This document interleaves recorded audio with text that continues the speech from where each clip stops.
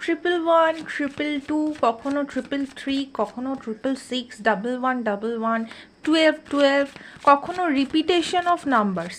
এগুলো যদি প্রায়শই আপনার চোখে পড়ে থাকে, কখনো টিভি স্ক্রিনে, কখনো মোবাইলে, কখনো অন্যান্য জায়গায়, কখনো কম্পিউটার স্ক্রিনে বা ঘড়িতে, ল্যাপটপে, যে কোনো জায়গায় যেতে আসতে যদি এরকম হামেশাই আপনার চোখে পড়ে থাকে, অথবা ইনটিউটিভলি আপনার যদি এরকম কোনো ফিল হয়ে থাকে যে আপনি ইনটিউটিভলি এই নাম্বারসগুলো দেখছেন, তাহলে ইউনিভার্স কি জানাতে চাইছে, কি ইঙ্গিত দিতে চাইছে, এগুলোর কারণ কি, এগুলোর পিছনের কারণ কি।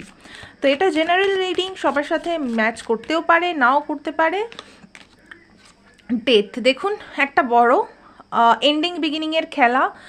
তার জন্যই আমি মানে আপনি এই জিনিসগুলো দেখছেন, ঠিক আছে। এঞ্জেলস নাম্বার অ্যাকচুয়ালি আমরা না সবসময় দেখি না, আর সবাই দেখি না।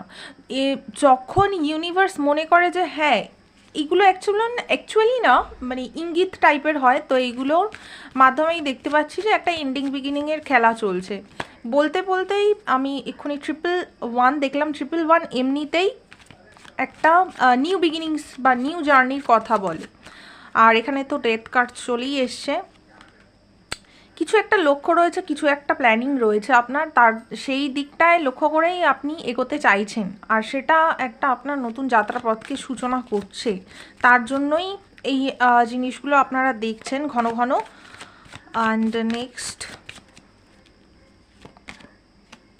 এবং ভীষণ আপনারা ভীষণ কনফিডেন্ট, যেটা নিয়ে প্ল্যান করছেন, যেটা নিয়ে আপনারা চাইছেন এগোতে, সামনে একটা লক্ষ্য টার্গেট করে আপনারা এগোতে চান, সেই জিনিসটা নিয়ে আপনারা ভীষণভাবে কিন্তু আমি দেখতে পাচ্ছি ভীষণই কনফিডেন্ট ফিল করছেন। এরকম নয় যে আপনারা মানে জাস্ট প্ল্যানিং করছেন বাট নিজের মধ্যে কনফিডেন্স নেই।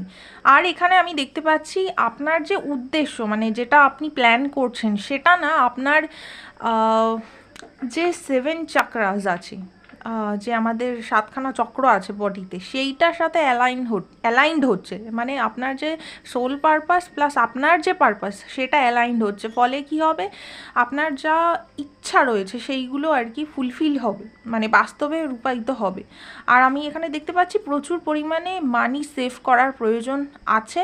আর কোনো রকম রিজিডিটি নিয়ে যদি আপনি এগোন, মানে কোনো জিনিস করবো না বা সেই জায়গাটা একটা জেদ চলে আসে, সেটা কিন্তু একটা নেগেটিভ ফল প্রদান করতে পারে। সেই ব্যাপারে কিন্তু আপনাকে একটুখানি সাবধান হতে হবে।